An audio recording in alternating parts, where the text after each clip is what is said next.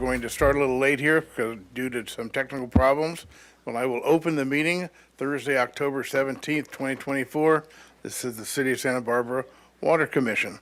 My name is Dave Davis. Commissioner Snyder and Keller are gone, so the chair and vice chair are out, so I am acting chair, I think, something like that. Could I have a roll call of the members who are present? Commissioner Davis? Here. Commissioner Young? Here. Commissioner Cooney? Yes, here. Vice Chair Keller? Absent. Chair Snyder? Absent. Councilwoman Sneddon? Here. Vice Chair Keller and Chair Snyder is absent. Great, thank you very much. We do have a quorum. That takes us to item 3, changes to the agenda, staff. Acting Chair Davis, there are no changes to the agenda. Great, thank you. Item 4, public comment. This is for items within the purview of the Water Commission, but not on the agenda today. Anyone from the public wishing to speak under general public comment? Commissioner Davis, we have no public comment. Good, thank you very much. Takes us to the consent calendar. There's one item, item A, 5A, is the approval minutes of September 18th, 2024. Are any questions or comments on those minutes?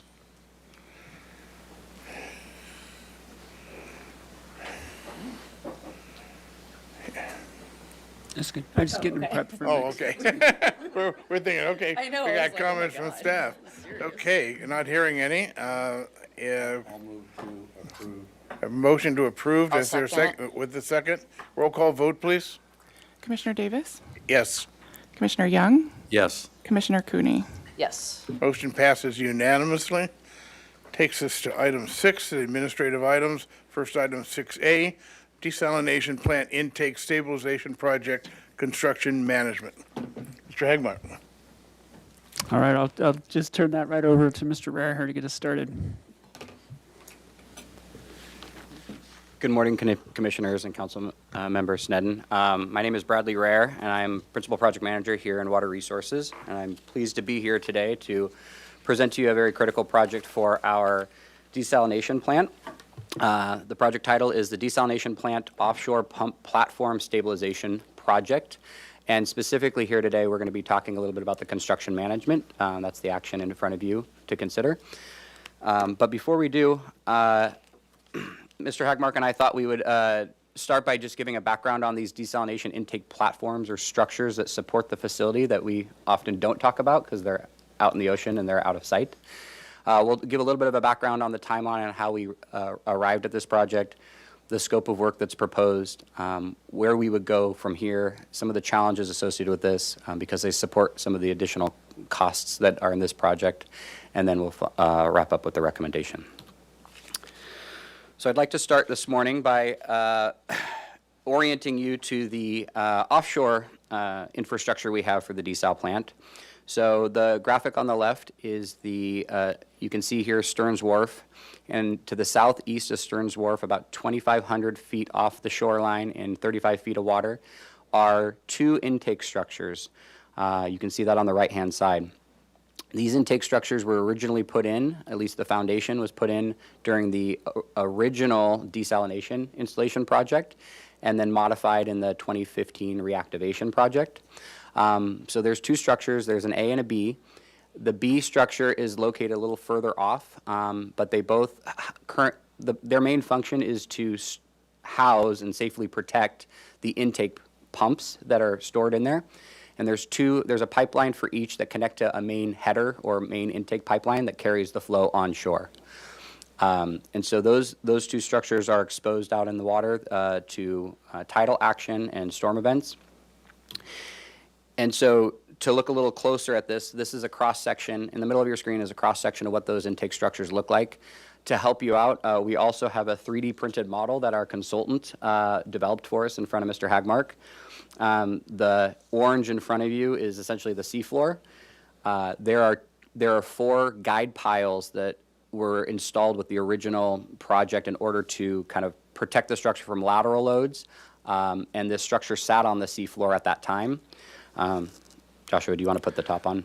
Yeah, I can kind of describe. So the 1991 design had just a giant screen structure around the pumps. It was a 1 by 3 opening, 1 inch by 3 inch opening, so pretty pretty large openings. With this redesign and as part of an improvement in the impacts to the environment, we were added in these 1 millimeter screen intakes. And so these things are about 3 feet in diameter, and I forget how long they are, but these giant pill-shaped structures stick out from this new housing that was built and provide that initial filtration and basically keeping out any significant marine life from the intake structure. Yeah. And so when this structure was installed in the early 90s, it was sitting on the ocean floor. But when we went to reactivate it in 2015 and we started doing our initial dives, we discovered that the outward structure, structure B, that's a little bit more exposed to weather and tidal action, had experienced some scouring. And so that scour that you see on the right-hand part of the screen kind of gives you a perspective of what we're looking at. And so I drew a line in there, an orange line to accentuate the bottom of the structure. You can actually see daylight underneath it. That's about 18 inches of scour. And you can also see a fish swimming through that void. And what concerns us about this is those 4 piles that were essentially guide piles were not designed in order to support the structure. They currently are, but it puts the structure at risk, especially with the additional weight that Mr. Hagmark expressed that we put on in the 2016. These are wood piles, by the way. Yeah. And so on the left-hand part of the screen, we've been monitoring this over several years to watch what's happening, and we've also noticed some additional scour occurring on intake platform A. And so the picture on the left kind of shows you how our dive team is able to measure it. It's a lot more difficult than measuring, a level in your house or a gap, around your foundation. It's a little trickier, 35 feet deep. Oops. Slides got out of order a little bit. So let me see if I can find the timeline. All right. My slides are different. I'll jump right to, so the project scope of work, in order to resolve this, the project scope of work really has 2 components. The first is essentially bringing the seafloor back up to the structure. Lowering the structure is not really an option, so we have to bring the seafloor up, and so we're proposing to do that with filling the void space with concrete or a grout material with some formwork. And then the second part, and so that would help stabilize the structure temporarily and support the structure. And then we would go forward and also install rock armoring around the structure to protect against future scour. And so we've had an engineering team with Moffitt and Nickel working on different design alternatives for several years. And this is the one that we believe gives us the longest longevity in order to achieve approximately a 50-year design life. It's hard to say when you're working out offshore, what does a 50-year design life get you? But we applied for some FEMA funding after the 2017 California Wildfire Disaster Fund was formulated, and we were able to obtain that funding, or at least conditionally obtain that funding. And one of their conditions is that we need to achieve a 50-year design life. Okay, you have a question? Yeah. The wood pilings are going to remain? The wood pilings will remain in place with this design. And the bottom box, the initial box is going to remain also, you're just adding to it. Correct. So Josh, Mr. Havner, do you want to kind of show what this looks like after the project's complete? So the idea is to then this would be rock riprap that would be placed around the structure. Yeah. And it was initially in the design drawings for the 1991 facility, but for whatever reason, it was never installed. Yeah. Yeah. So this is what it would look like from the plan view, where the concrete would be placed under the structure, and then the rock riprap will be placed around that in order to prevent from that additional scouring from tidal action. So we're at a point here where we're presenting the project to you to bring you up to speed on what we've been working on, but we're also wanting to help you understand where we're going next. We're in the final stages of design. The timeline that may or may not be in your slides, but isn't in the presentation right here. We applied for FEMA funding early on, and we got initial funding through phase 1 of 65% design. And what that means is we finished that design, and then we had to submit it to FEMA for their approval to go further. They took about 20 months to review, which I think is standard with all the disasters that they're helping review these days. So, but what that did was that ate up a good chunk of our available remaining disaster timeline. And so we received approval for 65% to go to final design in April, May of last year to finish it. And so we moved forward with that. And in the process, we also started doing a constructability review and bringing on some other experts to help us understand where we could adjust or find value in changing some of the design in order to accomplish this. And so since we've now completed that, we're in the process of completing final design this calendar year, and we expect to go out to bid in early 2025 with a probable award at council in sometime in April of 2025. The ideal construction window for this project would be when seas are calmer, because, and I'll get into some of the challenges in a second, but we're working offshore, and so we want to really have as flat and clear of water as possible in order to allow the divers to get as much production as they can get. And then the project construction expected completion date is in December 2025. So some of the challenges with this project are listed in front of you. If we were doing this, if this structure was on shore, it'd be a pretty easy job. We wouldn't be having to go through a lot of the additional review that we're going through. But of course, when you're working offshore, you have divers in the water that are placing rock and placing equipment and materials. That's going to take some additional time.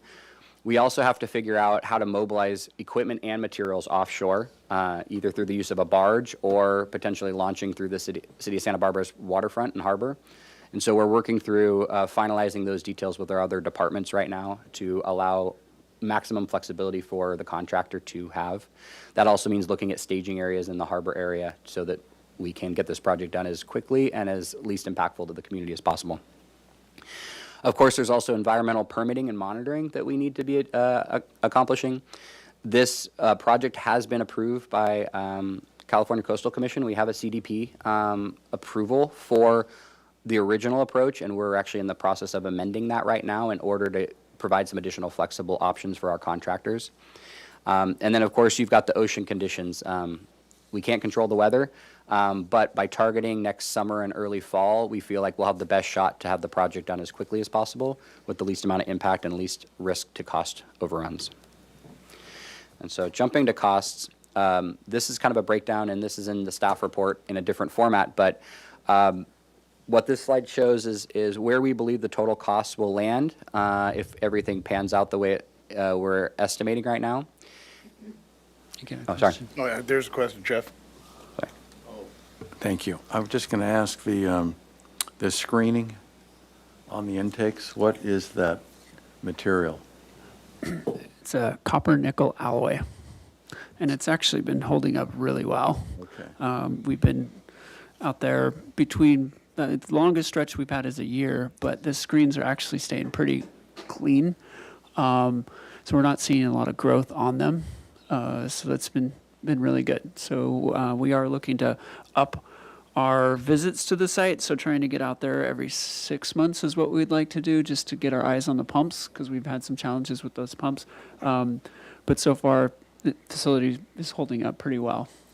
That's great. I go back just for a half second on the permitting, the Coastal Commission. Are we looking at a new coastal permit, or are we looking at a repair and maintenance off of the old permit? Acting Commissioner Davis, that's a amendment to the CDP that we had. So it's an EIR amendment, or it's an addendum to the EIR. Okay. So it's a maintenance and repair action. Okay. In the Coast Committee, you've had conversation with the Coast Committee. Good, Yeah. thank you. Go ahead. Thank you. So to kind of summarize costs here, you can see the cost items on the left-hand side, and then you can see the total project cost and the expected FEMA funding on the right-hand side, and what we believe the net cost of the city is in order to stabilize these structures and provide a longer useful life of them. The FEMA funding program that we're in basically covers 75% of the project costs, with leaving the agency with about 20%. And so that's how we arrive at a very close to 75% coverage. Currently, we only have $1 million authorized. That was from the initial authorization, and we've applied for an amendment, seeing that the costs have increased substantially, both from the additional scour that we applied for intake structure A, as well as everybody's aware, with inflation and other construction costs, they're all significantly higher than we started the application process many years back. And so with that, we solicited proposals from firms to provide construction management services for this project back in May of this year. And through the RFP process, we selected Philippine Engineering. They have a team of not only folks who specialize in the construction management, but also a subcontractor that is a contractor that performs this type of work. And so helping advise the construction team on how to finalize the bid documents and also provide bid support if we get any technical questions that are above and beyond our design team can handle. And so we're looking at getting a contract with them going here shortly. And so our recommendation, or our request today, is that Water Commission consider approving this to go to City Council for award. Great, thank you very much. Questions, comments? I actually have a question. On page 3, when you're talking about the financing and the FEMA, where they've come in with $1 million plus, and you're looking at for an additional amount to a total of over $4 million, it says if we're unsuccessful, we'll have to go back and reassess. You want to just clarify a little bit more where we are with that FEMA financing, what happens if and when they don't come through?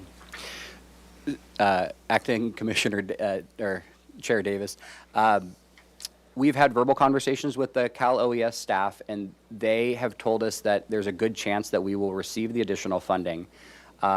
They've put that verbally, not in writing yet, and so we're waiting on a final letter that we would have that. If for some reason that funding fell through, we've gotten the design approved through FEMA, and Coastal has approved this design, so we're sort of committed to this design right now. Right. If the funding does not come through, we would go back to the drawing board, look at the alternatives that we initially considered that might have been cheaper, but would not have gotten us that 50-year design life. Right. There might be an interim cheaper solution that would only get 10 to 20 years of life that we would have to monitor. But of course, FEMA needed us to guarantee that we would give a 50-year design life. So it's a little more than what was originally. Great, I appreciate that clarification. And also to clarify, this is a qualifying cost under our water supply agreement with Montecito, so they would be paying 46% of the cost of this. Yeah, that was clear in the report. Thank you. Thank you for clarification. Okay, Jeff, anything? No? Public comment. Is there any public comment on this particular item? Acting Chair Davis, we have no members of the public for public comment. Okay, very good. That takes us to an action of the Water Commission. Looking for a motion to approve staff recommendation. I'll move to approve staff's recommendation. I'll second. There's a motion, a second. Roll call vote, please. Commissioner Young, Yes. Commissioner Cooney, Yes. Acting Chair Davis. Yes, that motion passes unanimously with 2 absences. Thank you very much for the presentation. Really informative. Good luck. That takes us to the administrative item 6B. This is the San Roque Well Aquifer Storage and Recovery Pilot Findings. Acting Chair Davis, Commissioners, Council Liaison Snedden, I'll kick this project off. So I think this has been on many of your radars for a while. This is one of those projects that kind of drives, I think, everybody crazy. So long ago, the water quality objectives of our groundwater basin were established. We do not know exactly who or where they came up with some of the parameters, but unfortunately, they don't align with the water quality in our area. Our creeks don't, even our native creeks that don't have any contamination in them, don't meet the water quality objectives of the basin. And we're not alone. All of us here on the South Coast are actually battling this. And the right thing to do would have been for regional board staff to go ahead and change the objectives of the basin. But as I understand from them, it's a laborious task in which they are extremely constrained on resources. So they are not moving in that direction. So it's left all of us water agencies to now have to go through a process of verifying that, in this case, our drinking water being put in the groundwater basin is not going to have adverse impacts on the groundwater. And so what we're going to walk you through today is our $250,000 that we've spent to confirm that our drinking water has no adverse impacts on our groundwater basin.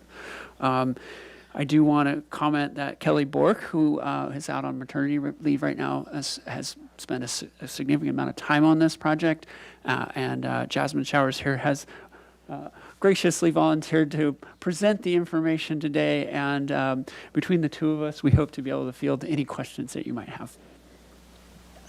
Thank you. Good morning, Commissioners, Councilmember Sneddon. My name is Jasmine Showers.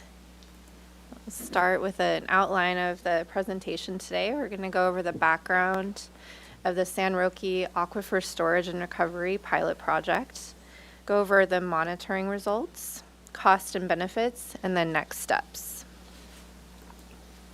So I wanted to start with an overview of our groundwater system. We have two main basins. Foothill is in green and Santa Barbara Basin is in blue. And then we have 8 production wells.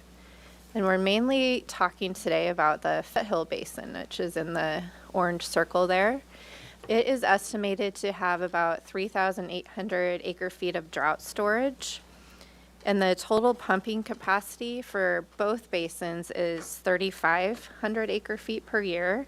And Foothill makes up about 1,000 acre feet of that. So that's about 28%.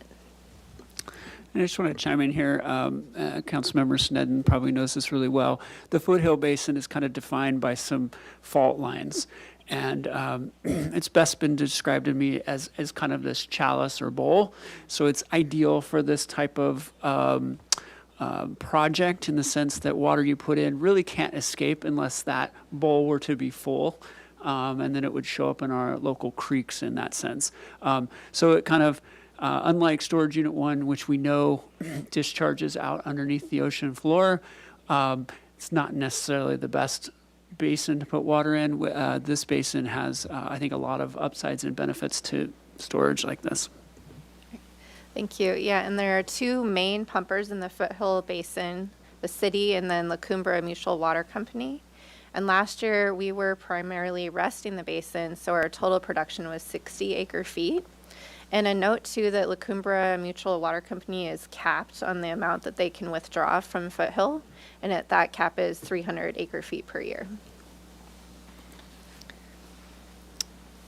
Aquifer Storage and Recovery, or ASR, is the process of injecting potable water into the basin, storing that water, and then recovering or pumping that water back out.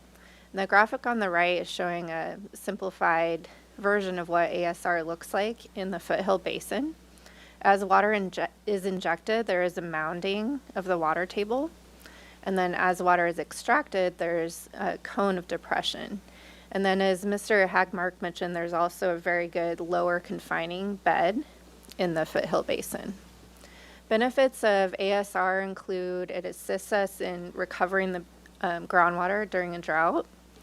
And there's also allows us to store water during times that we have surplus. And that could be, Cachuma carryover water or any surplus in our other supplies. And any water that we store is not subject to evaporation. So when we put it in, it'll stay there and not be subject to that. And it is accessible clean water for us. And as Mr. Hagmark mentioned, the monitoring for this was a long and complicated process to develop the monitoring plan. The regional board has set those water quality objectives, and they are outlined in the water quality control plan for the Central Coastal Basin. The challenge is that some of our native surface water, some of our native groundwater quality does not meet those WQOs in the basin plan. So we worked with Pueblo Water Resource, Inc.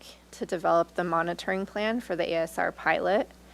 And this was an extensive groundwater level and groundwater monitoring plan. And the point was to demonstrate that injecting this, drinking water, this potable water, does not negatively impact native groundwater quality. And the map on the right is showing a zoomed-in version of Foothill Basin. San Roque Well is the location of our ASR, and that's in the middle there. And then this also has the location of La Cumbra Mutual Water Company's well in the Foothill Basin. And then all of the monitoring locations are in the gray circles. And they were designed to be spread out horizontally in the basin and also vertically, which we'll go over later. In addition to all of the off-site monitoring wells, the ASR pilot project obtained specific data at San Roque Well. And San Roque Well is ideally suited for this pilot project. It was built in 2003 with ASR capabilities, and it's screened fairly deep. It's screened to 290 feet below ground surface, and it's connected to the city distribution system.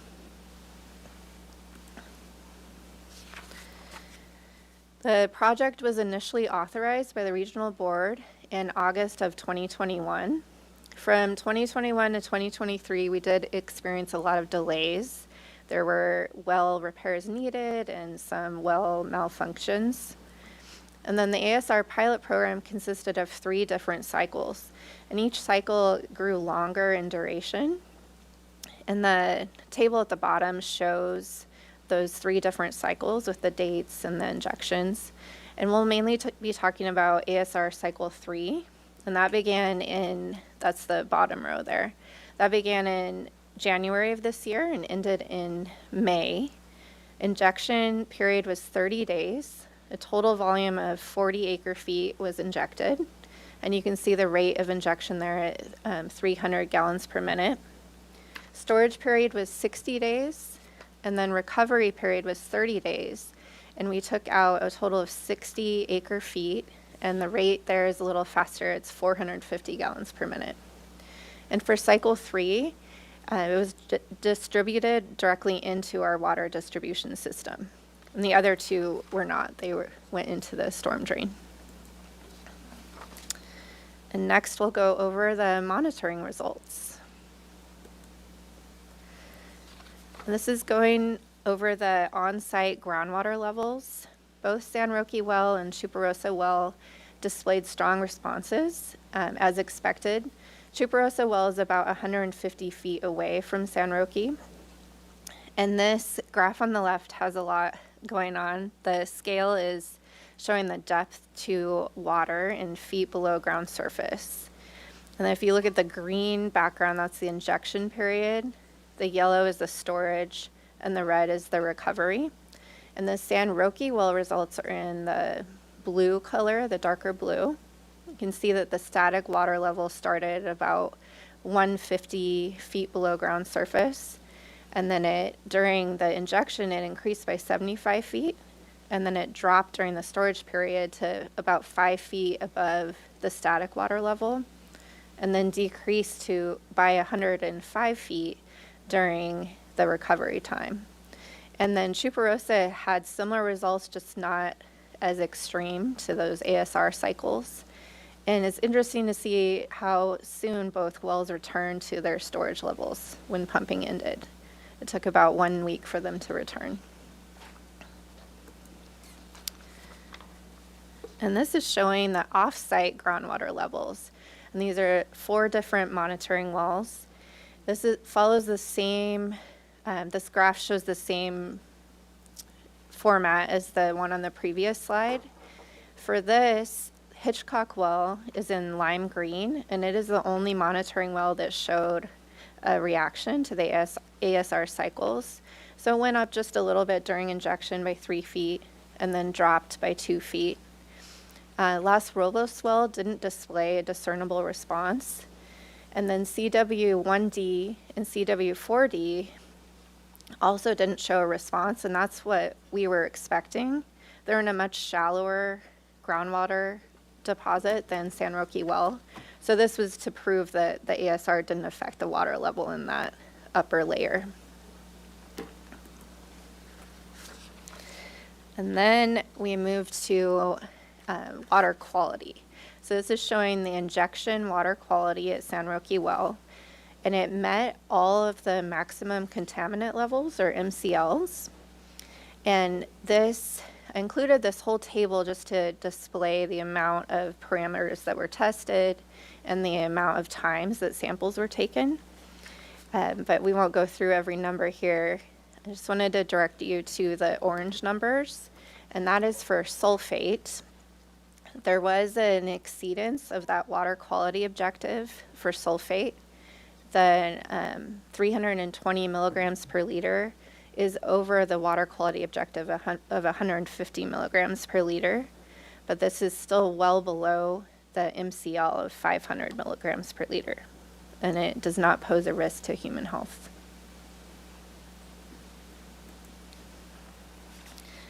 And for the on-site storage water quality for that 60-day storage period, San Roque water chemistry was similar to injected water and met all WQOs and MCLs. And at that nearby monitoring well, Chuparosa, Pueblo found that the water quality conditions didn't change throughout the cycles. So they were reflective of native groundwater quality. At the off-site groundwater wells, it was a little bit of a different story. This is an example showing Los Robles native water quality. And just to note that this is not an active production well. And Pueblo found that the water quality conditions reflected that native groundwater quality. And for all of the orange parts of the table, I wanted to draw your attention to, there were 2 exceedances of MCLs. The top was for electrical conductivity, and that's in the top row.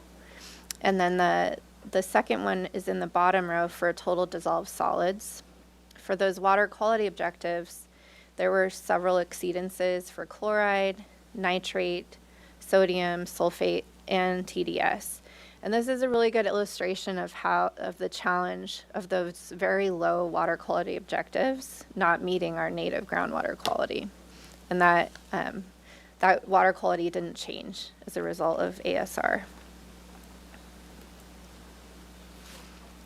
So for the conclusion directly at the San Roque well, there was no indication of arsenic or other metal mobilization through this process. And disinfection byproducts decreased over time. And they were always well below that MCL. San Roque well water quality results show compliance with all water quality objectives, aside for that one sample of sulfate that I mentioned. And another note that sulfate is actually an aesthetic MCL, and it doesn't pose a risk to human health. So for the conclusion of all of this. I have a question, Oh, Jeff. yeah. So what is the Oh. native background sulfate level Well, it depends on the location. in the San Roque Oh, yeah. groundwater? I'm not sure. Do you know the answer to that? I think it's in here. Hold on, let me look at the, I saw something on this. And what does the drinking water have in it, sulfate was? Sorry, can you repeat that? We were injecting drinking water? Mm-hmm. What sulfate level did it have? It had that 320 It did? milligrams The per drinking liter. water did? Yeah. Okay, And the drinking water MCL is 500. right. So Yeah. Commissioner Young, are the background sulfate conditions of our groundwater is around 270, Yeah. and the water quality objective is 150. We also have an enormous amount of, from our creeks division, we have a lot of data, and I can look at that too, but I want to say that objective, just our native creeks, was above of the water quality objective as well. Thank you. Thank you.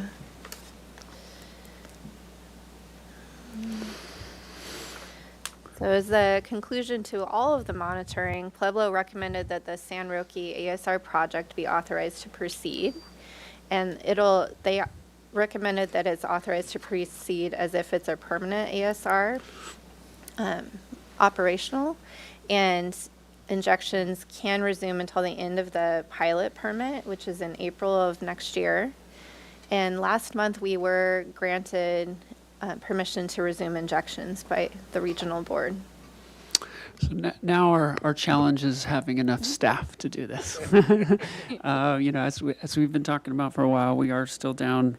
We have 4 vacancies in our distribution group, and so we are trying to figure out how to move things around so that we can get this going, because we feel like we're in that sweet spot still where we, I think with a mild winter would still spill at Gibraltar and Cachuma. So if any water that we could potentially pull down and put into our groundwater basin would be a bonus. So how much did this all cost? It cost. The pilot project cost about $250,000, and found through the pilot project that the maximum injection rate is 418 acre-feet per year. This is assuming that the well is down about 15% of the time for maintenance or all of the testing that's required. We expect the one-time upfront cost to be $329,000. And then the table on the right is showing the ongoing costs. So after that first year, we're assuming that we can inject that maximum amount of 418 acre-feet. The total cost for 418 acre-feet of injection, we're estimating at about $313,000. And that works out to about $750 per acre-foot. We compared this to the cost of purchasing water. And after treating that water and purchasing the water, their total cost to buy 418 acre-feet is about $838,000. And that works out to $2,000 per acre-foot. So when we compare the supplemental with the injected water, it gives us savings of about 1,250 acre-feet, or a total of $525,000. For next steps, we do plan to resume injections to San Roque Well and want to take advantage of the rest of the time we have left with that pilot permit until April of 2025. We estimate about 35 acre-feet could be injected per month. We plan to work with Pueblo to train city staff to perform this long-term ASR operations and then all of the monitoring that's required. And we also plan to work with Pueblo to apply for a permanent ASR operations permit at San Roque Well. So one of the things that we also looking at in kind of the long-term operations is just making sure that when we're injecting this water, the chemistry doesn't start to lock up the well, so that we basically don't have a good transmissivity of water in the well. So we will be looking to do that. It's not uncommon for that to happen, but it'll be something we'll be keeping an eye on as we start to do it maybe a longer operation in this area. Good. Question, Do you mean scaling? When you say- Scaling, yeah. Scaling. Kristen? Yeah, thank you. I have a couple questions. One, the total storage, so it's 35 acre-feet per month in, what rate would we be expecting to take it out?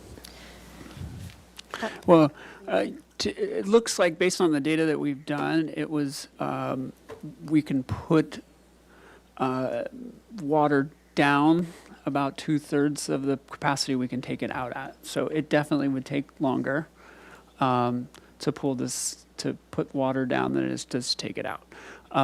So we could easily probably in this well pull 50 acre-feet a month out of it and only put 35 back. But again, we also have to keep in mind natural recharge is also happening. Anytime there's water in the creeks, that's happening. The intent here is to try and augment natural recovery. Thank you. Yeah. And did you have something?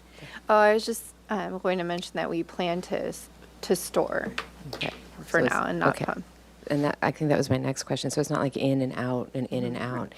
And then any seismic or subsidence questions about that? Is it all sandstone, so it's just doesn't inflate or deflate, or?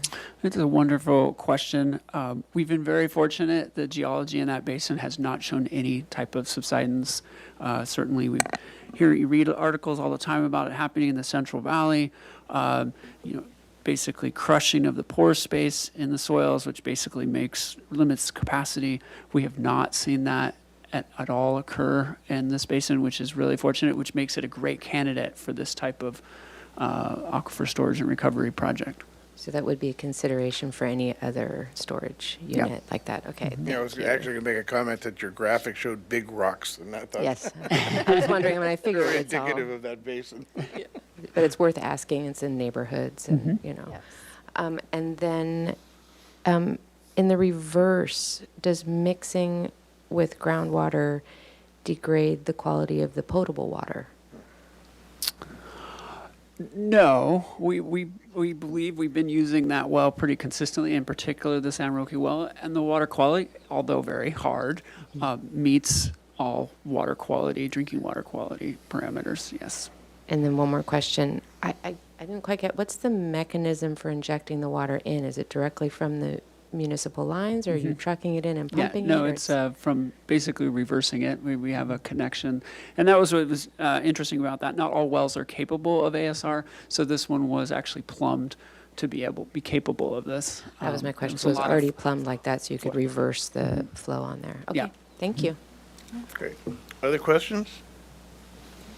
I'm not seeing any. Thank you. Good presentation, Thank very you. much. I don't think we needed to ask. I'll still ask. Is there any public comment on this item?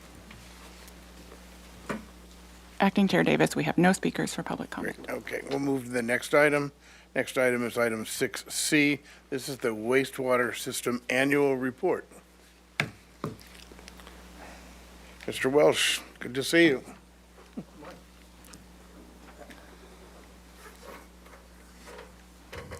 So I'll just do a time check. We got an hour. What you're going to see, we got some acting folks up here today. So I'm really pleased. As you saw in the report that was put together, is an incredible amount of information. And I will just say our intent by doing this, because we do one for wastewater, one for water supply, and one for drinking water, which will be in December. Really trying to bring transparency to our operations. This is a lot of stuff that unfortunately just happens behind the scenes. The public is not aware of it. Of course, many of you are aware of it because we have more of a conversation about this stuff. But this is an opportunity just to vet a lot of the data. What's it telling us? Where are we headed? If we have any issues, what are we planning to do about it? So really hope you will engage in today's conversation, and hopefully it'll be a lively discussion. So thank you. Thank you for the kind introduction, Mr. Hagmark. My name is Thomas Welch. I'm the acting wastewater system manager. Next to me, I have Adam Muntz, our acting treatment superintendent. Like Mr. Hagmark said, the presentation is going to flow a little differently than the written report, as we're trying to provide a lot of the context to just the raw data that's in that report. So today's presentation will cover two sections: the wastewater treatment and wastewater collection systems. I've molded in the CIP portion with the respective sections, where in the report it was as a standalone section. I felt it flowed a little better for the presentation.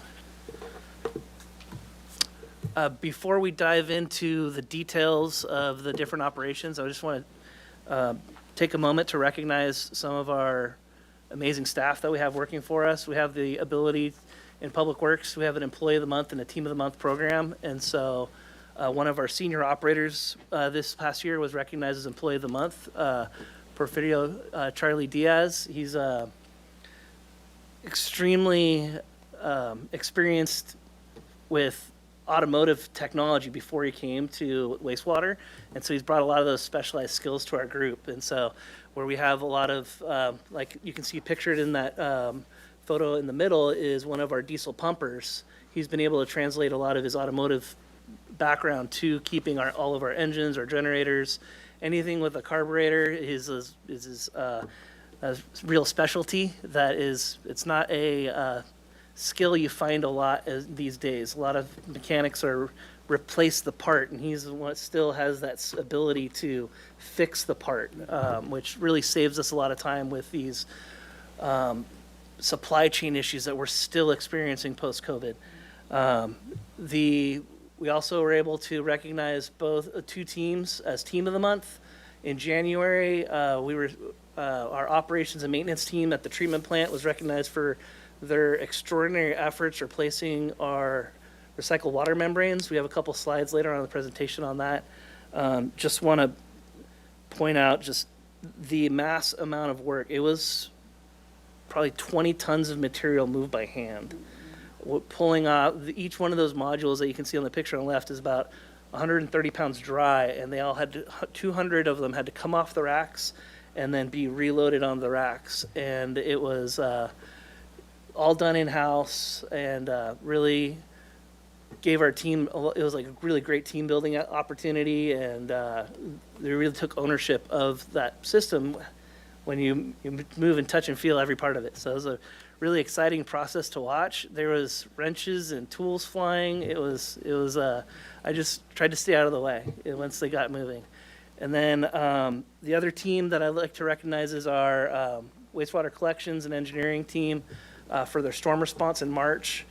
They spent day and night babying that pumper parked on Upper De La Vina Street, trying to keep our siphon at the Mission Creek crossing from having an SSO like we had in the 2023 storms, and we were able to avoid SSOs there. We did have a couple other ones in the system, unfortunately, but their efforts there really kept us from spilling in that zone.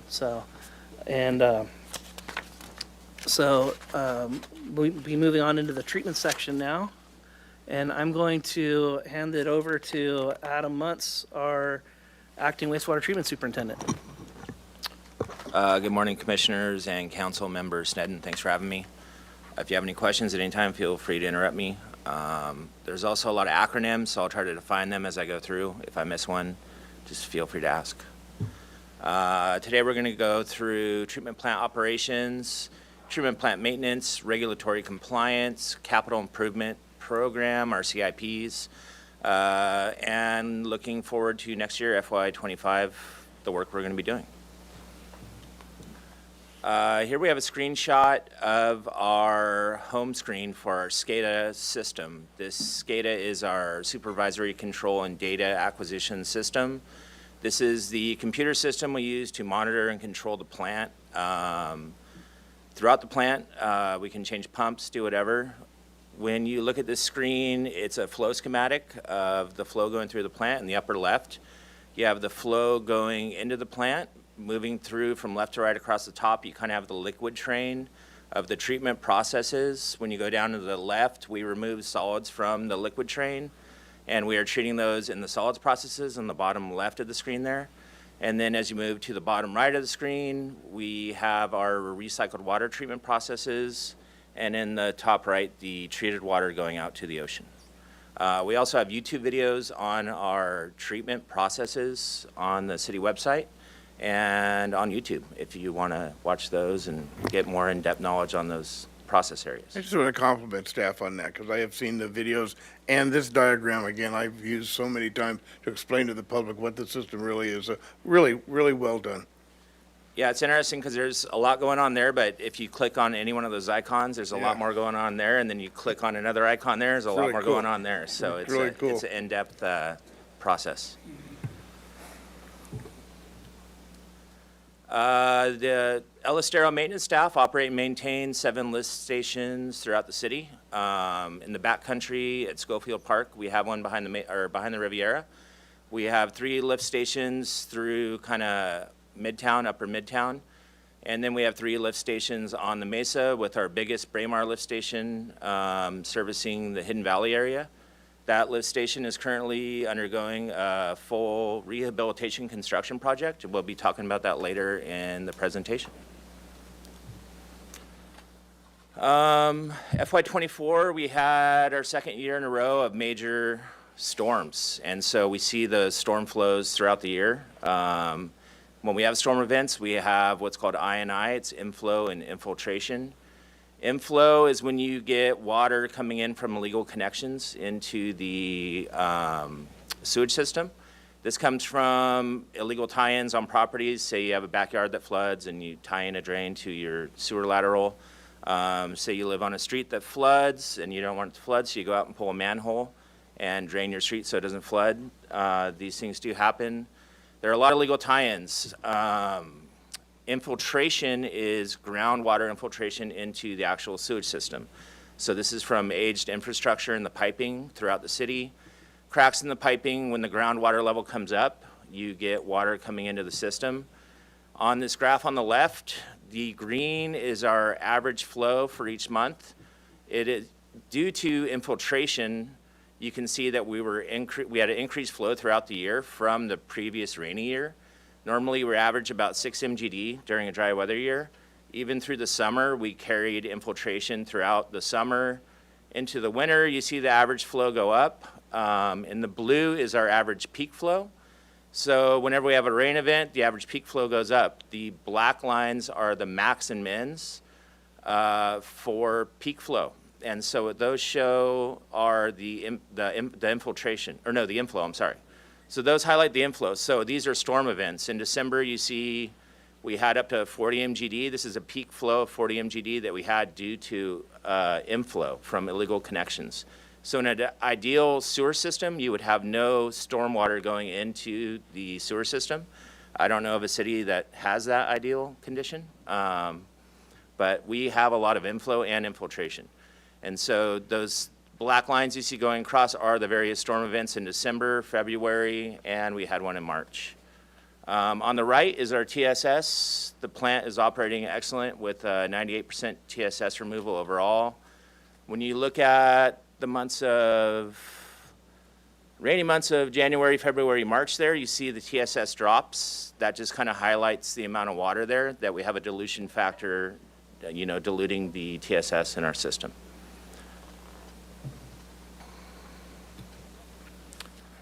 So these are the rainfall totals for, I think this is the county building downtown.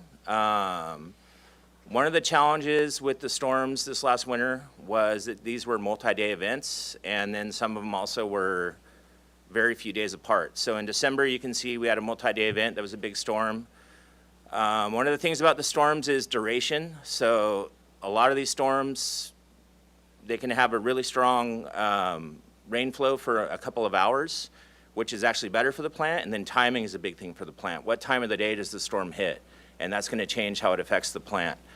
Long duration storms are worse for the plant, so heavy rainfall over 24 hours is way worse than really heavy rainfall over 3 hours. And also time of day, because we have diurnal flow, we have peak flow in the morning. So if you have a rainstorm hit and the peak of the storm hits at the same time as the peak flow, we're going to have more issues with the plant.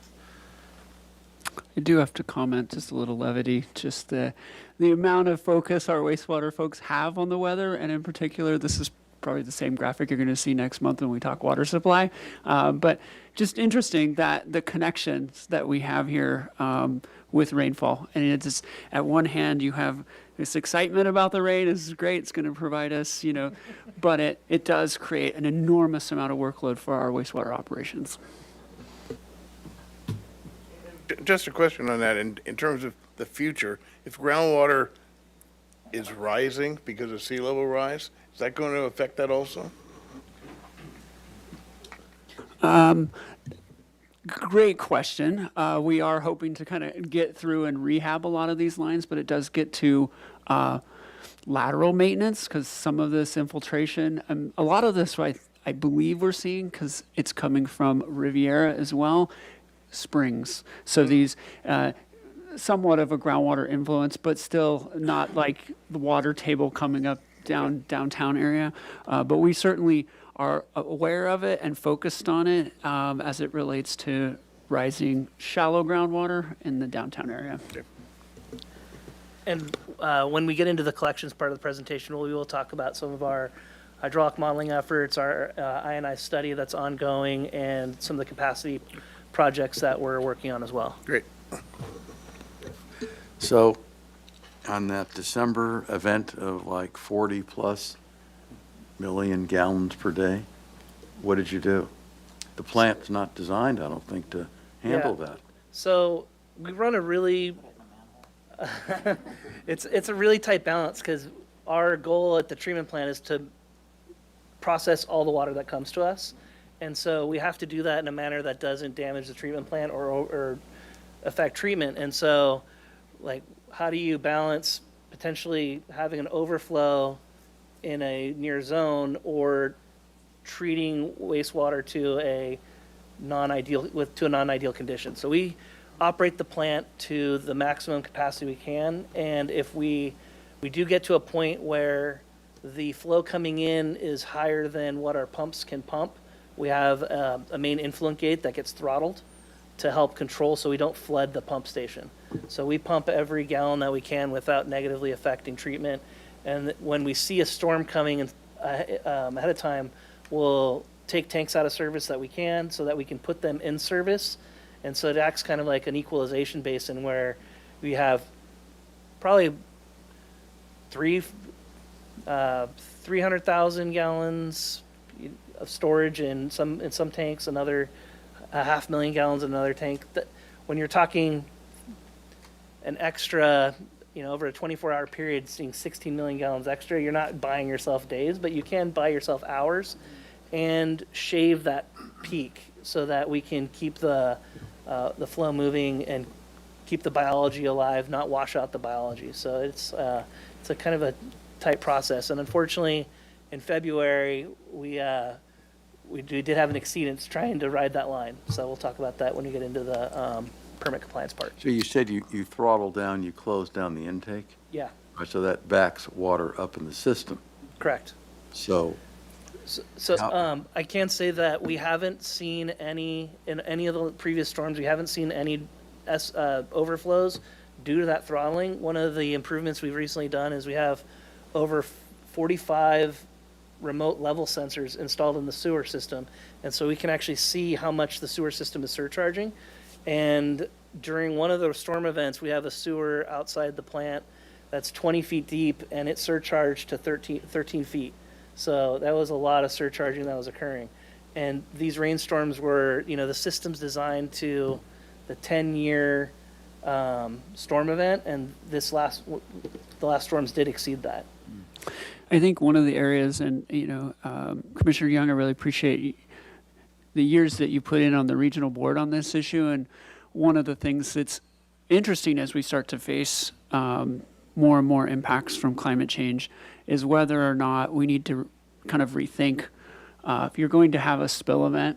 You have these massive storms that come in, Pineapple Expresses, whatever, whether or not you need to have some type of safety valve in which we could bypass the treatment process, because it's pretty much, at that point, 95% stormwater, very little sewage, and go straight to our outfall, which is 1.5 miles offshore, rather than spilling in our community, in our neighborhoods, and then that getting smeared around with stormwater and other things. Like, start to think about, and I think, and the question from the regional board would be, what are the precautions or what are the checks and balances that you put in to do something like that? But I think these are the conversations that the regional board has asked us to put together, our plan for climate change. And I think these are some of the more uncomfortable conversations that we need to have about how exactly we go about managing these. I don't think you're really going to build a treatment plant to handle 40 MGD. I mean, that would be so much stranded asset that you would have. It would not lead to a good treatment process to begin with, to oversize these facilities.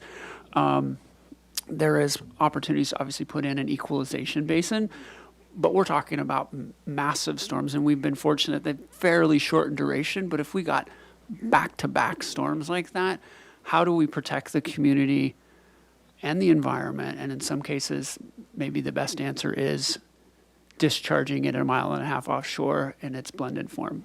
Yeah, because we want that treatment plant to be viable. When that storm stops, we want it to be able to start treating the community's waste, you know?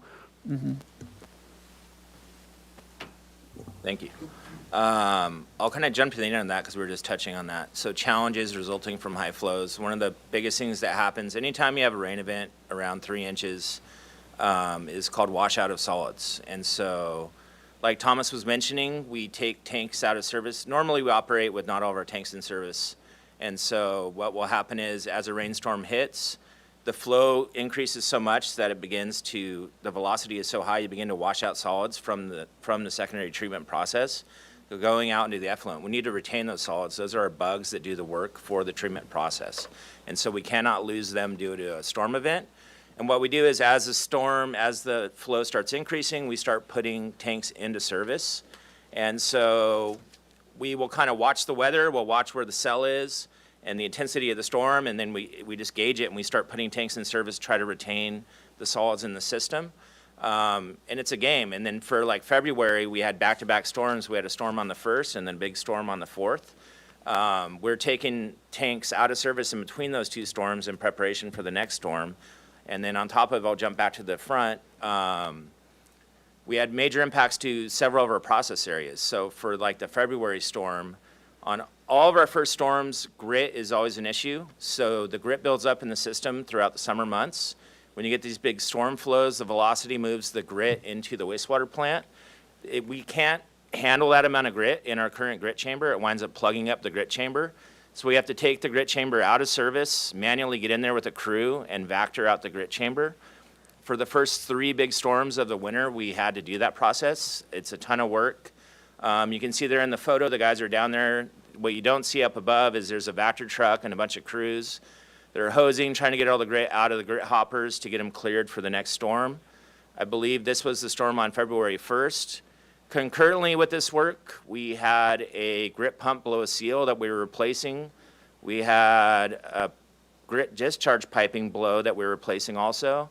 And then in the middle of doing this project, one of the operators found our dechlorination diffuser at our effluent weir had busted and was about to snap off and go over the weir into the outfall. And so in the middle of this, we found that out, and we were going over fabricating a temporary diffuser and then making repair to the broken diffuser. And this is all on February 1st with a storm coming on the 4th that we're aware of.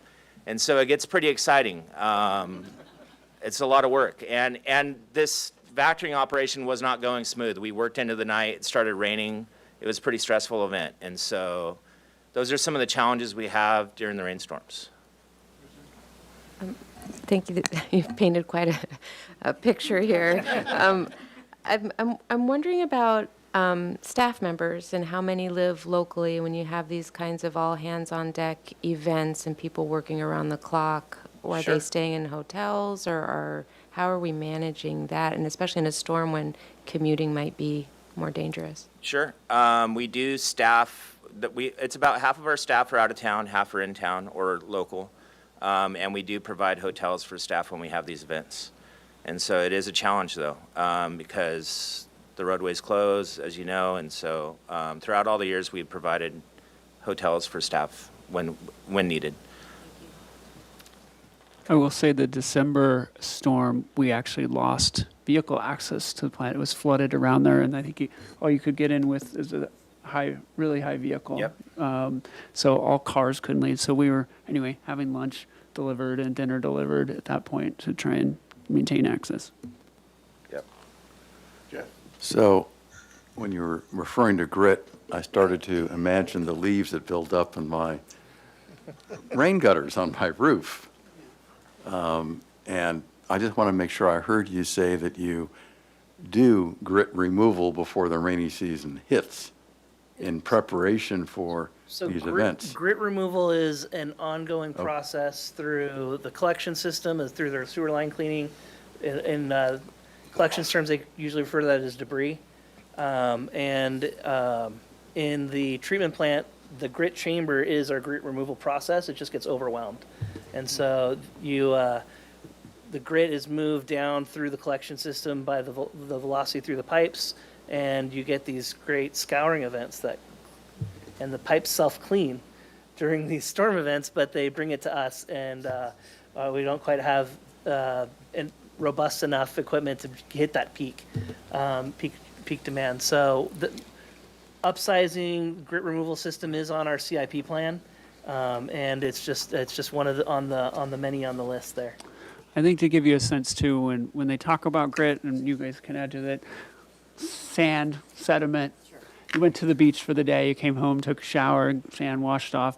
A little bit here, a little bit there, all that kind of adds up, especially over the summer when flows are at their lowest, and that stuff gets mobilized when we see storm events. Recycled water membrane replacements. So we installed the UF system at El Estero, our recycled water system, in 2015. Since 2015, the membrane's efficiency has been declining over the years. We were talking about what would be the trigger to require membrane replacement. We worked with Trussell Engineering, started having conversations about how do we want to go about membrane replacement. About a year and a half ago, staff started experiencing increase in integrity test failures on the modules. And so an integrity test is a test we do to make sure there's no holes in the fibers in the membrane. In the photo on the right there, you can see a membrane that's been cut open. You can see the strands kind of in there. They're like spaghetti strings. There's thousands of them in there. Those things deteriorate, get holes in them, and air will move through. The membranes are designed to only allow clean water through. If air is coming through, it indicates that there is a failure of the membranes.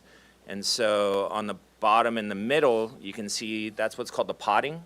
That is a resin-type material that secures all the membranes into the top and bottom of the fibers into the membrane. That began to fail also, and we saw a dramatic increase in the failure of the potting. So we decided it was time to replace the membranes. We worked with Trussell, decided on DuPont modules for replacement. They're a plug-and-play module, so we can just remove the old ones, attach the new ones, and we decided to do this project in-house. So the maintenance and operations staff came together and did this project. We did it over the course of about 4 days. On the left, you can see the guys offloading the modules. Due to the increased efficiency of the new modules, we dropped from 72 modules per skid, we have 3 skids, down to 50 modules per skid. We had 2 diesel truck deliveries of the modules all at one time, and we did not have a forklift that was capable of offloading them. So we had to offload them by hand. You see the guys on the left doing that. These modules come filled with a pickling solution of sodium bisulfite to preserve the membranes while they're stored. So these things weighed about 180 pounds each. And so the staff manually offloaded all the new modules. Then we went through, and in one day, we actually removed all the old modules. So you can see the guys detaching the modules, carrying the modules. We sorted out the recyclable material from the material that was going to go to the landfill. We did actually reach out to the manufacturer and some engineering firms to see if anyone wanted these old modules, if they're reusable, and we had no positive feedback on that, so they wound up going to the landfill. But it was a great project, so we demoed in one day. Go to next slide. On the left there, you can see all the modules are gone. Luckily, we did the demo on a Friday. Everyone was sore and tired, so we came back on Monday, and we began putting the modules together. We had an assembly line. So we take these things out of the box. You can see there on the top middle, we have a mountain of styrofoam and plastic that came with all the packing material. We're lucky it wasn't a windy day, because that would have been a nightmare. We had to drain the pickling solution out of them and then manually lift them up and install them. And we installed all the new modules over the next 2 days. Part of this project also, because we decreased the number of modules we had on the skids, we had to change a lot of the settings in the PLC. And so we worked with Trussell Engineering to confirm the necessary settings for operating the skids with the new modules, and we made those changes. Next slide, please. Biosolids dewatering and handling. So this graph shows our average daily dry tons of biosolids produced. It also shows our average polymer dose monthly. So you can see there in March, there's an increase in the average daily dry tons produced. That is due to January, February, we did not dewater as much due to the rain events. So one of the big changes was we made it a big change to our loading procedure at El Estero for our biosolids. On the bottom right, you can see our old procedure. We used to fill a 5-yard dump truck. We would then drive it 75 feet over to our sludge bay, dump it into the sludge bay, and then use a loader to load it into the tractor trailer that the hauler would haul off, our contract biosolids hauler would haul off. This is inefficient practice, obviously driving a dump truck 75 feet and then using a loader to load the trailers just is not desirable. And due to our upcoming electrical project, there's going to be work in that sludge bay and cul-de-sac, and we had to find a different means of operating. So we found this thing called a trailer caddy, which you can see in the bottom middle. The trailer caddy can move a fully loaded 100,000-pound trailer. It allowed for us to do direct loading of these trailers in the sludge bay in place of the 5-yard dump truck. So in the top middle, you can see a trailer getting loaded. We had to add some infrastructure to do it. We had to add a level sensor there to see the level in the truck, and we added cameras so we can get a visual of the level in the truck.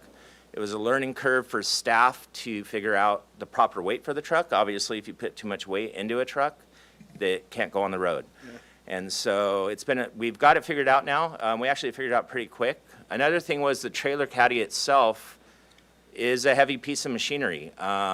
We got the unit, and it easily moves a 100,000-pound trailer. It's kind of scary how easily it does it. But since it is like a forklift and there was no training, I developed a training program for the trailer caddy, and I just kind of mimicked the training we did with our forklift training. And so ran the guys through a training program, ran them through certification, set up a course actually, and made sure everyone was competent in operating this thing, because it is a heavy piece of machinery. I mean, it moves a 100,000-pound trailer with ease. You can move a 100,000-pound trailer with one hand. Wow. Yeah, it's pretty amazing. And it feels the same loaded and unloaded when you're moving the trailer caddy around. Yeah.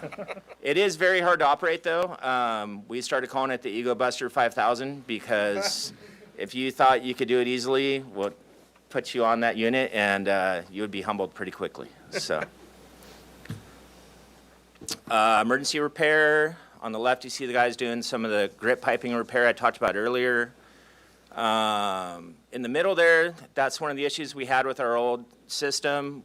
Here we had our payloader. Actually, it was always breaking down, I'd say at least once a month, if not more, due to the material that it was interacting in. The biosolids just chew that thing up.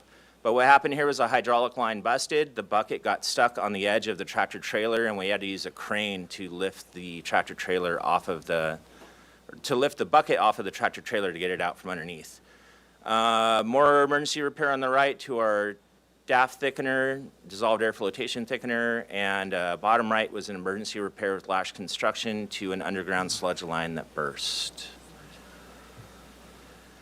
While we do talk mostly about our emergency repair, the majority of our work is planned and routine priority work. And so most of our work is doing preventative maintenance PMs,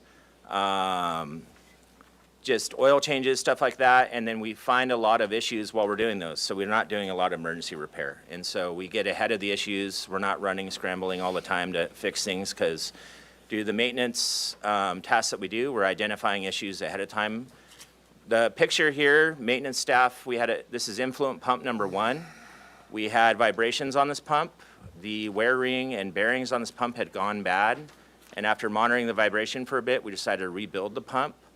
You can see staff there are holding the shaft. That's like a 12-foot drive shaft, maybe 15-foot. It's a carbon fiber shaft. It looks really heavy. It actually only weighs 60 pounds, and one guy can lift that thing up. It's pretty impressive. Jeff? I have a quick question. Sure. A funny question. This looks like a lot of fun. I mean, as complex as a lot of this stuff is, you know, it's challenging, and you're figuring how to solve problems, and you're creating solutions on the spot. And tell me if I'm wrong. No, you're right.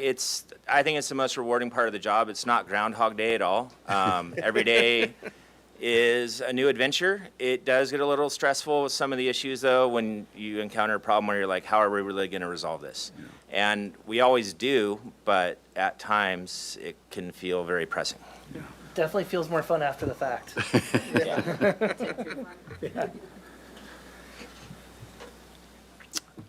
Discussion of MPDS permit compliance. MPDS is National Pollutant Discharge and Elimination System.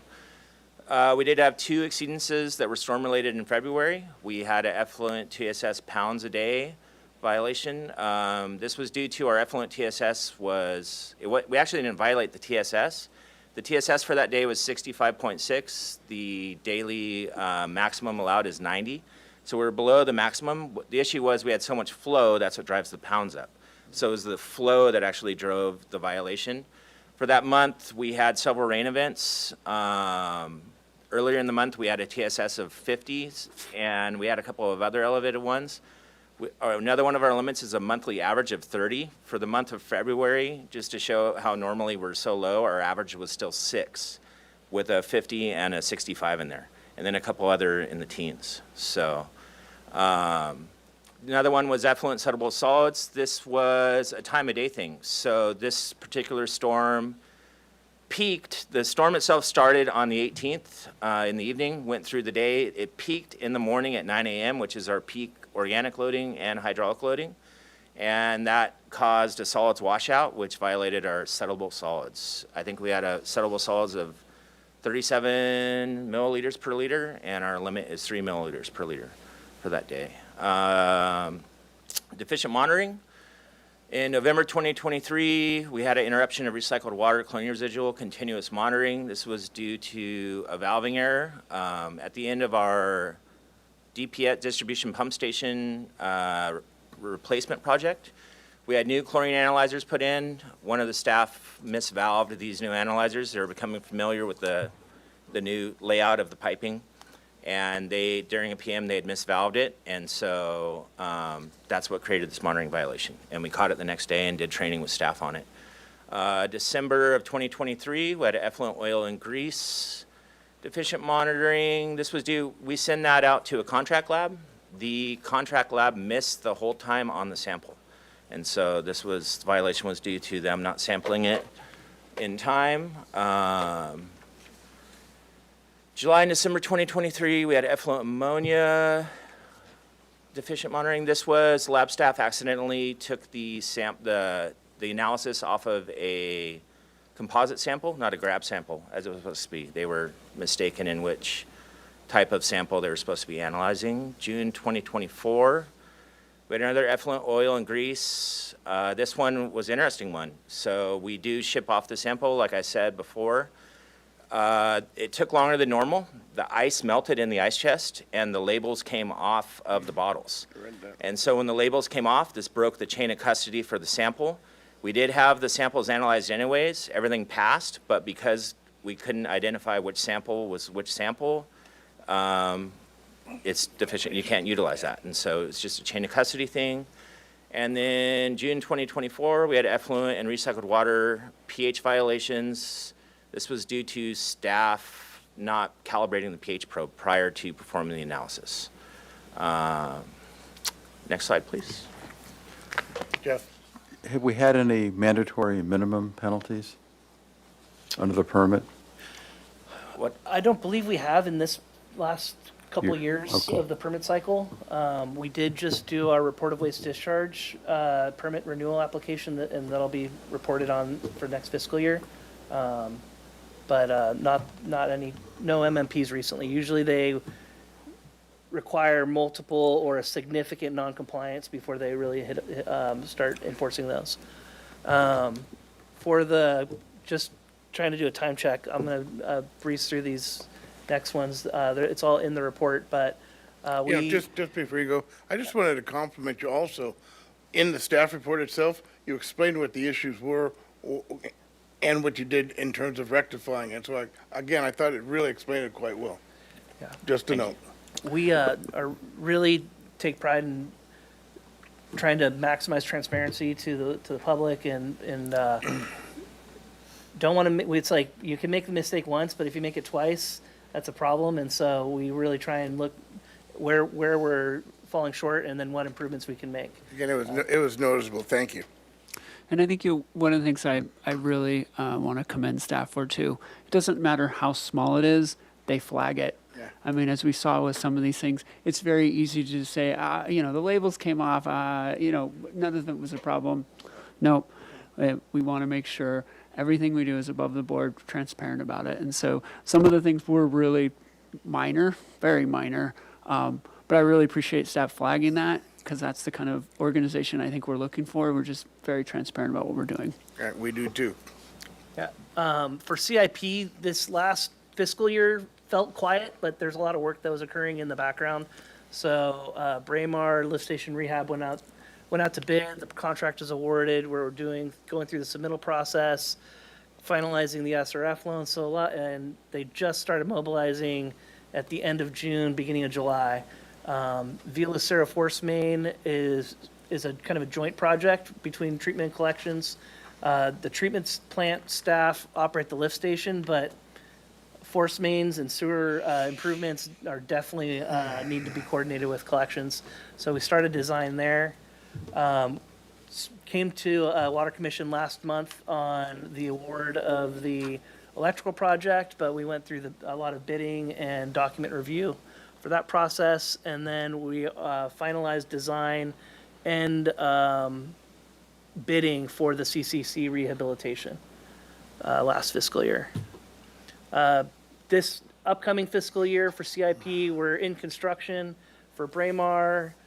Hopefully going to be starting construction and mobilization for both the electrical and the CCC projects. If you tried to do these projects at the same time, you wouldn't be able to, but they are overlapping. What's that? I think we have to pause until we don't have a quorum. Yeah. I'm not Robert's Rules of Order, but yeah, we will pause for a moment and wait for Jeff to come back.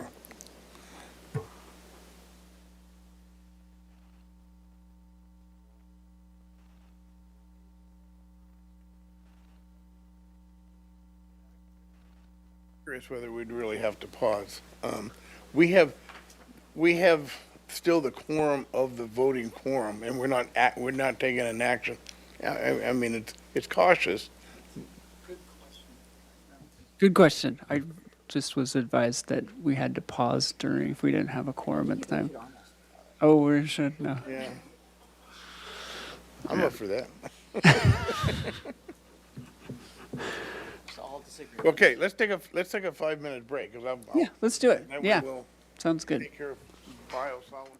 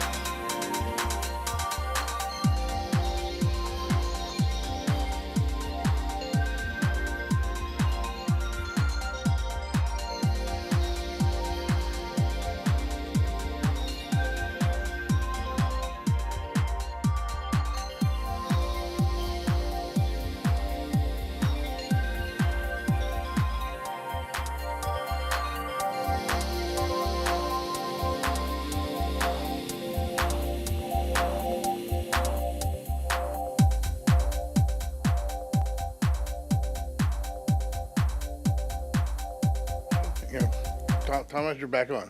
Thank you, Acting Chair Davis. Whoever I am today. Just gonna, where we dropped off was, we're in construction. We have 3 projects that are mobilizing this year. It's going to be exciting as we also are wrapping up the Villa Cero force main design. So yeah, there'll be lots of opportunities for coordination. FY25 operational preview. We did submit our NPDES permit renewal application in the end of July, early August. That was a big work effort, and last time we submitted our application was 9 years ago. It took 4 years for our permit to get issued, so I expect that we will be on administrative extensions on our current permit for the near future. So, but we are in compliance with that requirement. We're also, as part of that requirement, working on a climate change assessment, sea level rise assessment. We'll be coming back to the commission later this fiscal year to discuss those results. We have continuing SCADA work, and one of the big things is we're already replacing, or planning to replace, it's been 7 years since some of our aeration basin membranes from our aeration project have been installed, and so we're starting to look at that replacement process. So it feels like they're brand new, but that construction project started in 2016, 2017. And so some of those membranes are already getting up to 7 years old. Switching gears into the collection system, I have Mr. Esteban Zambrano, our wastewater treatment or wastewater collection system superintendent with me here. Because of the timing, we are going to go through some of these slides a little quicker than planned. Just talk fast. That's what So just the first thing is our collections team has struggled with a lot of turnover.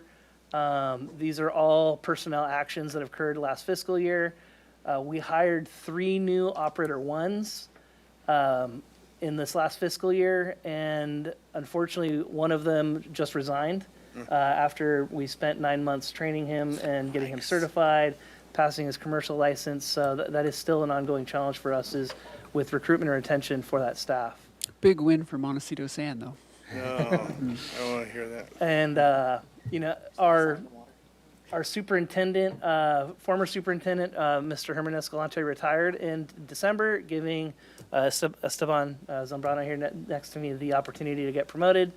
But that left his supervisor position vacant, so we had to recruit for that position.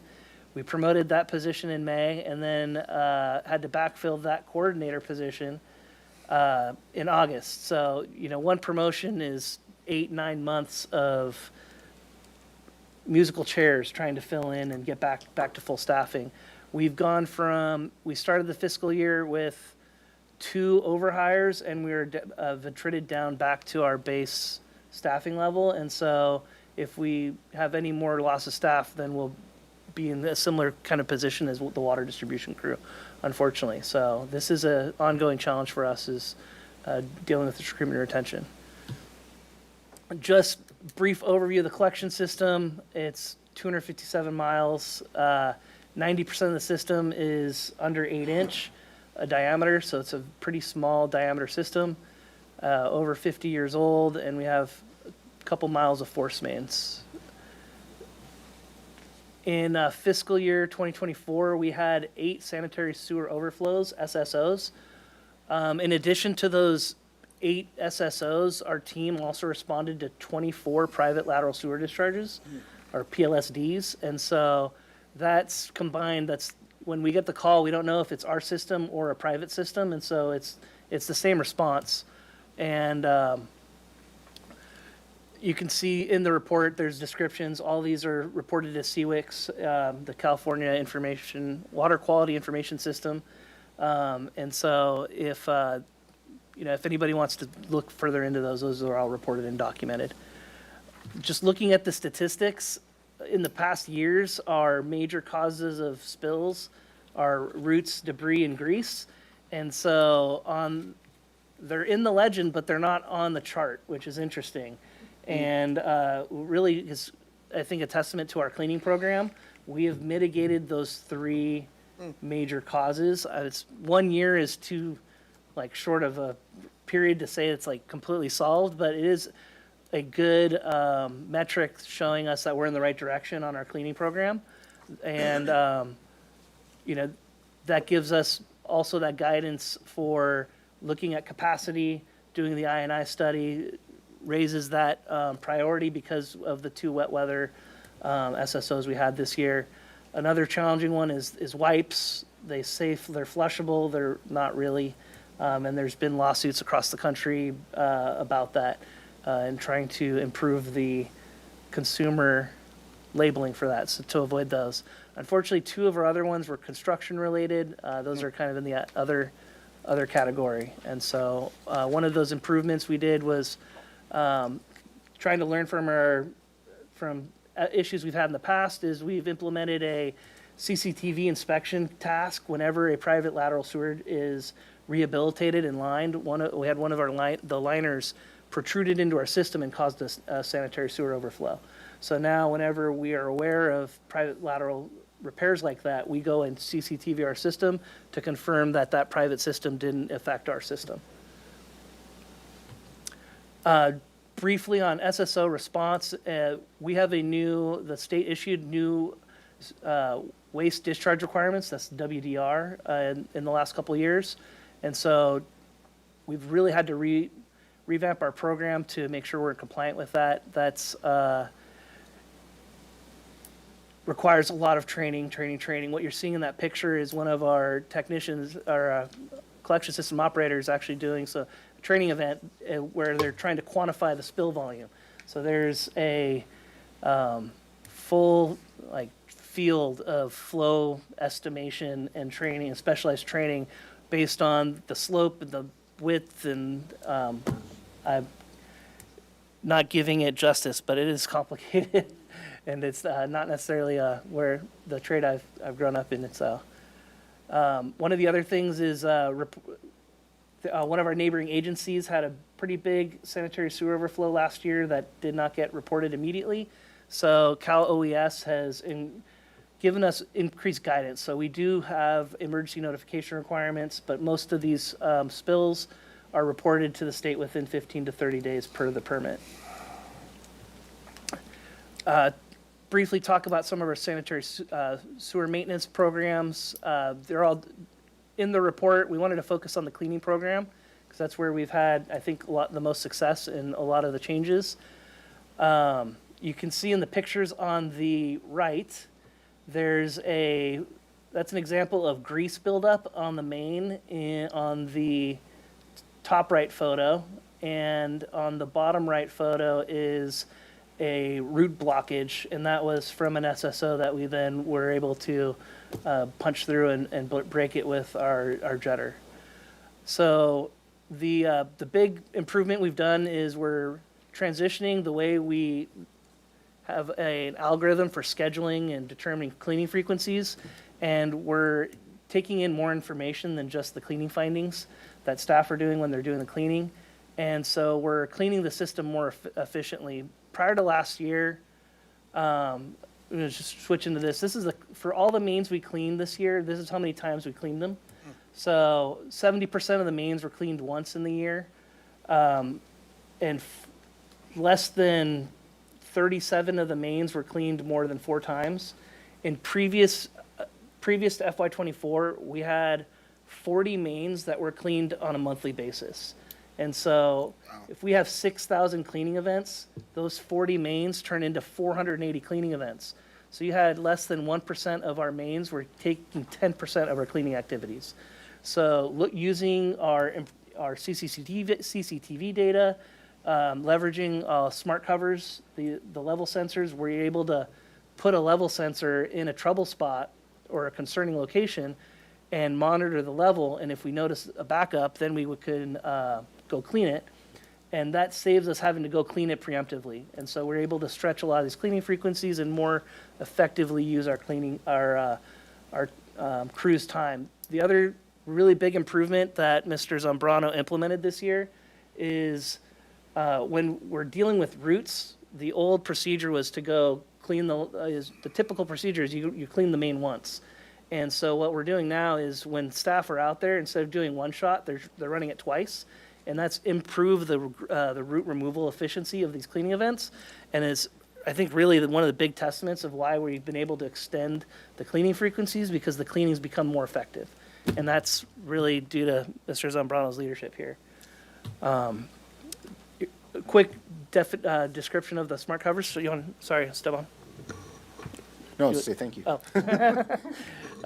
Happy to brag for you. The smart cover monitoring system was put out first as part of our I&I and hydraulic model update. And so when we started the project, we were looking at renting these things for the project, but we realized for the length of the project, we might as well buy them. And so we own 47 smart covers. They're distributed through the system, and we have they were originally put out to support the hydraulic model and the I&I study. Now that that model's been calibrated, we've been able to move these around, and we're able to put them on a location where we want to extend a cleaning frequency to confirm the cleaning frequency is adequate. We can put them in high-risk zones near creek crossings, and it just gives us the situational awareness that we never had before without having to send somebody to go pop a manhole and look at it. So this is it's not a cheap option, but it's really worth the value because we just have such better and real-time information of what's going on in the system. Our other big effort we're undergoing right now is completely rehashing our CCTV program.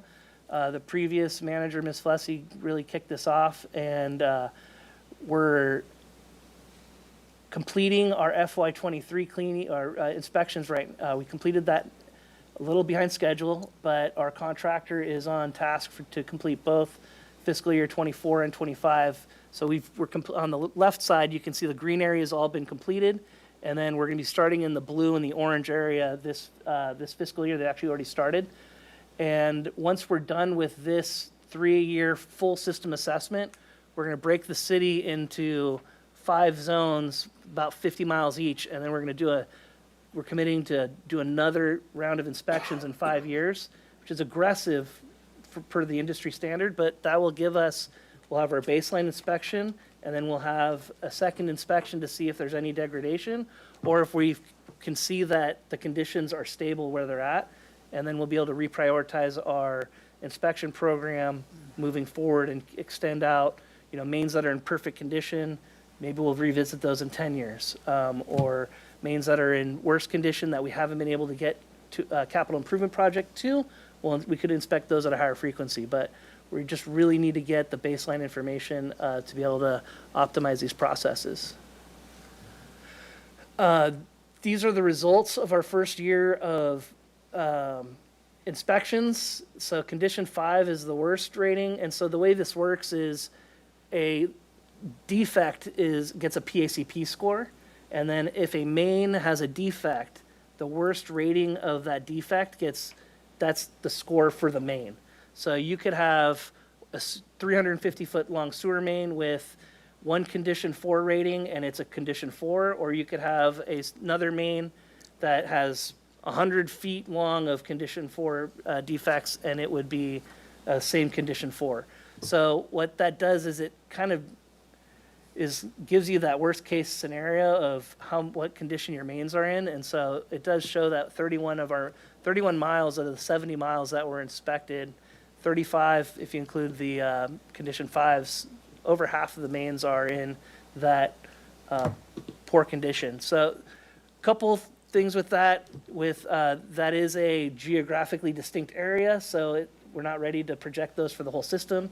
But we will have, once we have all that information, it will be really valuable for us to evaluate how we continue our CIP program, whether we need to escalate our 1% per year targets for rehab, or how we reprioritize those repairs.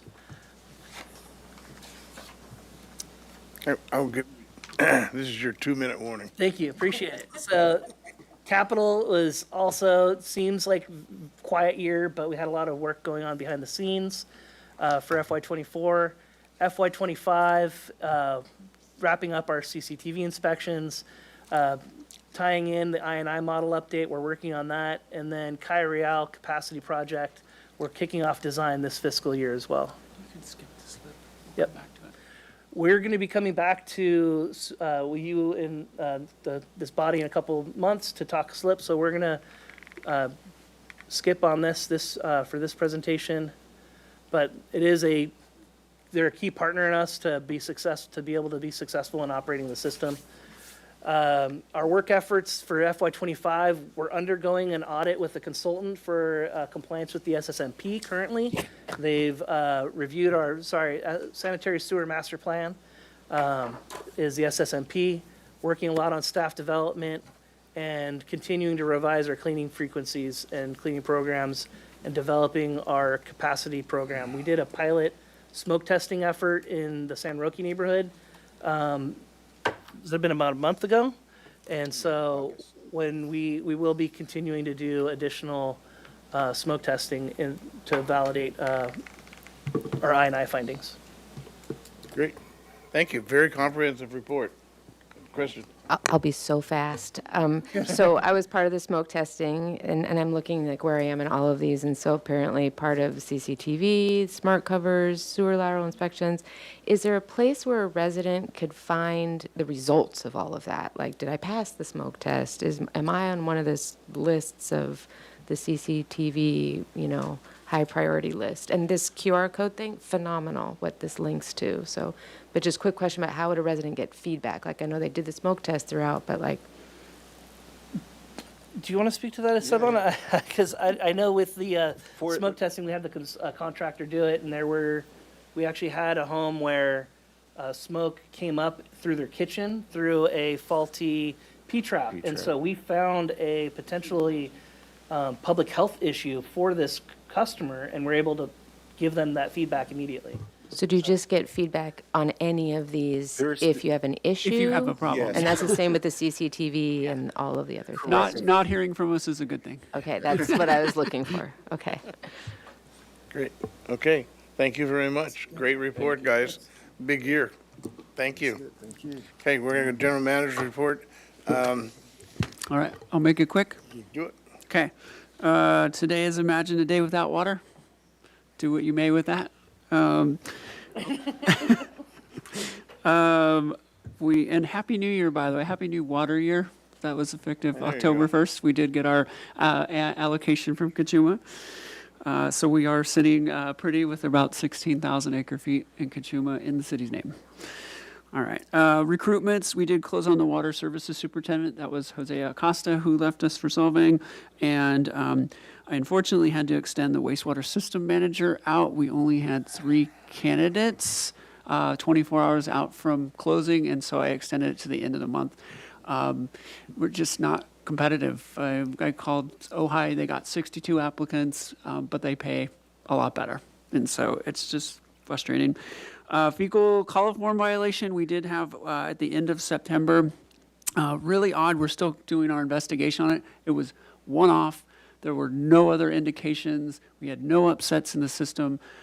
So we're trying to get to the bottom of exactly what went on there, but we will report it. It will not end up yielding any type of monetary impacts with that. And with that, I'm happy to answer any questions about the report. Okay, I have one. Salary and compensation study ongoing.